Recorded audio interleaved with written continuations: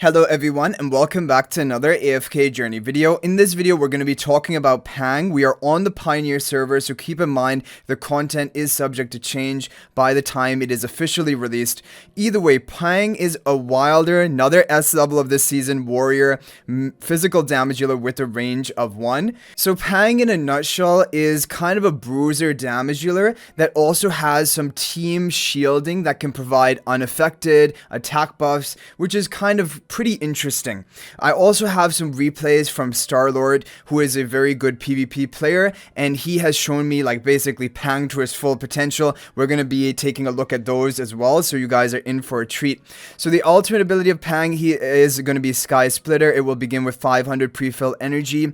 Now Pang enters a meditative state. This is going to be the active cast, focusing his chi before unleashing a powerful burst at the end of the meditation. The burst deals 350% attack multiplier damage to enemies within 2 tiles. He then enters the unyielding force stance, which drains 150 energy per second. This is what we saw in the skill trailer. Pang remains unaffected while casting this skill. In Unyielding Force Stance, Pang increases his haste by 60, which also increases his attack speed by that much, increases his attack percent by 17%, and unlocks Sky Breach Strikes. Sky Breach Strikes, Pang charges his strength, strikes an enemy 7 times with alternating palm attacks. Each strike deals 70% damage, the final strike deals 150% damage, and stuns the enemy for 1.5 seconds. When hitting a non-boss enemy, the final strike also prevents energy recovery for 5 seconds, which is longer than I thought based on the trailer that we saw. And the buffs from his attack buff of Unyielding Force will go up to 25%, and his burst damage will increase as well. So overall, in a nutshell, Pang is basically Lenya on steroids, like an upgraded version in some ways of Lenya. And that also has some crowd control. However, do keep in mind, he's a melee hero. He's only going to be attacking the front line of the enemy.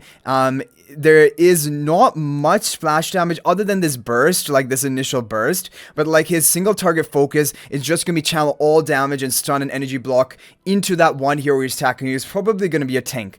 That is one of the major weaknesses I see of Pang. But anyway, let's carry on to the Radiant Fist. So 7-second cooldown, no initial cooldown. Pang strikes an enemy on the head, dealing damage. If he is in Unyielding Force Stance, this strike also deals extra damage equal to 12% of the enemy's current health. The extra damage cannot exceed 240%, and this is going to go up to 360 base, and bonus up to 300% of his attack, 15% of the enemy's current health.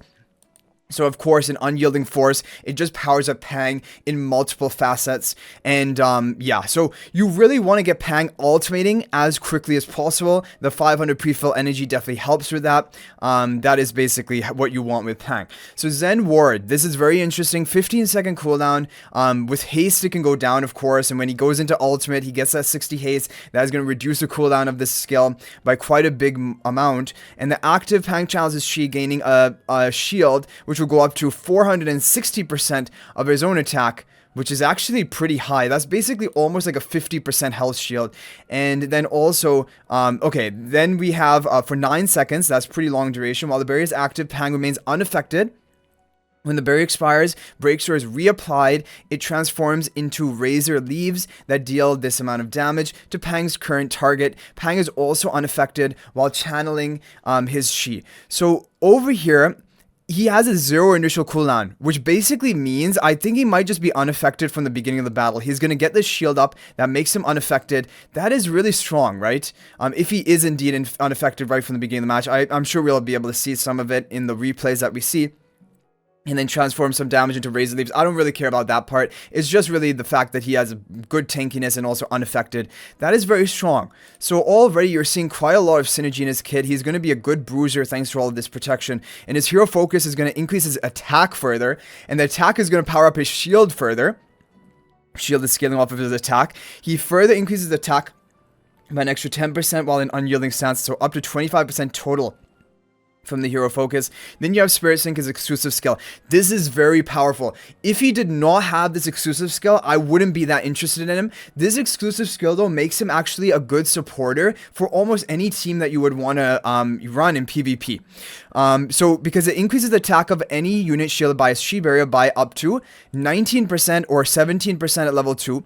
And at level 3, he unlocks a very important ability. Pang draws on the chi around him to protect an ally. When an allied hero other than Pang reaches 850 energy or higher, which definitely, like, even if you have Dunlingers, it doesn't matter. Your heroes are going to reach above 850 energy, like probably 5 to 10 seconds into the battle. Pang grants him a Chi Barrier, which is going to be the same shielding that he has, I'm pretty sure.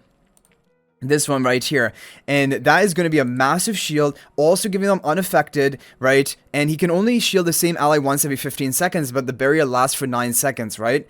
So it doesn't, like, and you get that initial shielding to make your team much tankier the first time they pass 850 energy. So overall, this gives your team quite a decent edge, even if, for example, there's a comp which is denying Pang specifically from casting his ultimate. So overall, I really like kind of the synergy of his kit, the fact that he has this really good buffing role, shielding, and really this level, the plus 10 exclusive equipment, level 3 exclusive skill.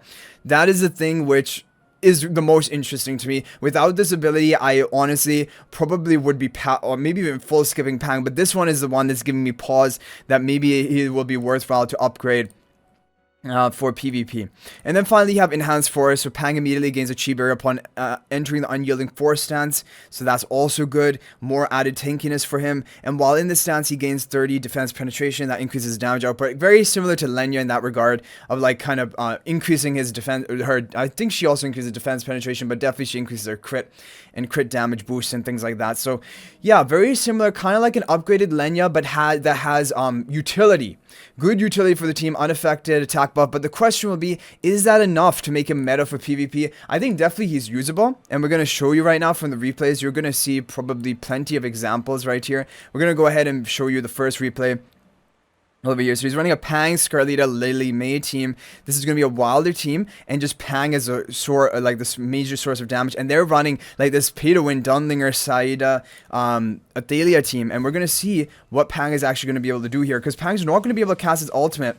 But look at that shield. Okay, so the shield takes some of that Athalia burst, but he's still looking a little bit risky. But then he gets another shield, which is good.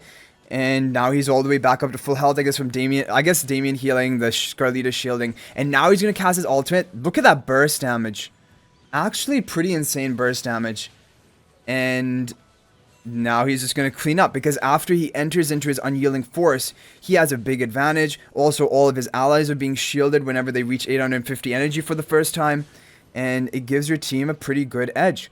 So overall, really good. Like, this is playing into the Bruiser comp. Like, I mean, Baelran, Pang, Scarlita, all these heroes are kind of like Bruiser oriented. And actually, that's kind of the warrior class. They're all 3 warrior heroes. But I really see them all doing well together, kind of in this Bruiser type strategy. Okay, one final thing before we watch more replays, I forgot to talk about his charm bonus for this season, which is pretty interesting. It's the same bonus as Taline, I believe. And that is going to be increase non-normal attack damage dealt by 15%. So that's all of his skill and ultimate based damage, and converts 40% of that damage into true damage. That increases his burst. And if the damage is already true damage, causes a target to lose health. Now the thing is, I don't think Pang has true damage in his kit. Yeah, we read through it all. I don't think there's any true damage. You can correct me if I'm wrong. So I don't think it will ever be transformed into lose health damage. However, it will be transformed into that 40% like true damage conversion, and that's going to just increase his nuking power for this season specifically. Let's go ahead and take a look at some more replays. So here he's running Maulers. I thought Maulers would do well with Pang as well. Pang and Lenya with Maulers against a Baelran Athalia team. They're so tanky, and you're going to watch this right now. Yeah, you're just going to out-bruiser them. So this is going back into the Bruiser type meta. Pang is really a good hero to enable those Bruiser comps. And honestly, when you watch this, it's really interesting. And when we had Pandora versus Pang, my first impression, and for quite some time I was thinking, I'm just going to go all in Pandora, I'm going to skip Pang. But when you see Pang here, and like in his full potential in these Bruiser comps, you really want to, I really want to build him. And honestly, the more I'm seeing Pandora as well, I don't know, I think many things are going to change with more and more testing when we know for sure. But right now, I'm kind of going back and forth. I was all in on Pandora, but then seeing some of these performance of Pang, and also overall his kit in general, I really like his kit into like a Bruiser type meta. And I am a fan of Bruisers. I love being able to use Lenya in PvP, but unfortunately this season she just wasn't strong enough. But I think Pang really is that supporter that will really help her. Is Lenya also? No, Lenya's a rogue. But Lenya really is so similar to these other, like, Bruiser type heroes like Pang, Baelran. which are warriors. Yeah, so here you have, again, Pang kind of dominating, making your team really tanky. So I think he does really well with tanky heroes, especially. I think that's kind of his specialty. Those are going to be his best allies. And, yeah, because they're going to be able to keep the shield uptime for longer on themselves. Really, yeah, really cool. Overall, and when you see the damage output as well, Pang is doing a lot, even more than Lenya, which is crazy, because Lenya is one of the hardest hitting burst damages in the game. Let's go take a look. So here we have some more Mollicons with Pang. I want to see if he tried anything. Okay, Scarlita. Yeah, I think Scarlita probably is the best version, because that gives like Pang the survival he needs to begin snowballing. We have another kind of like pay-to-win team, Theodore, Saida, and like when you're looking at this team, this is basically all regular faction heroes on our side other than Scarlita, but I think you don't need Scarlita. We saw that Shakira team with like Lenya, Pang, and they're destroying these like meta pay-to-win teams, or at least what seem to be really strong in PvP. So Pandora, the reason I'm on the fence, I'm actually, honestly, I was so convinced I'm all-inning in even Pero I'm 4ing Pandora, but as I see more, I'm not going to be making any decision, at least for the first week or 10 days, because I don't want to make the wrong decision. And even though Pandora looks really cool and interesting, from what we've seen so far, the problem is that in PvP, like, she comes with disadvantages of her own, right? She's not just purely advantages for your team. That's kind of the whole idea behind Pandora's box. So to see whether her advantages outweigh her disadvantages and whether she's actually going to be in multiple meta teams, I think that's going to take some time. And I think it was probably better to wait for a while. But Pang is looking really cool. I'm really impressed. And so credit to Starlord for sharing those replays, because I was not able to get such good testing results with him. But when you see these replays, you really kind of see the potential of him. And in like these Mauler Bruiser comps, really, really interesting. So anyway, guys, let me know what you think about Pang in the comment section down below. Are you planning to recruit for him? What is there anything that I missed, or any other things you would like to talk about? Feel free also to talk about Pandora. What are your thoughts about her as well? Because these are the two heroes along with Saida who will be coming, and I can't wait to get like our officially released version of all of them, because then we know what is going to be locked in. And I think that will be on the 30th, I believe, of July on the VN server. But anyway, guys, I hope you enjoyed the video. Thank you for watching. That's going to be it for this one. I'll hopefully see you guys in the next video. If you're not already subscribed to our YouTube channel, please smash that subscribe button. Also, feel free to join my AFK Journey Discord server.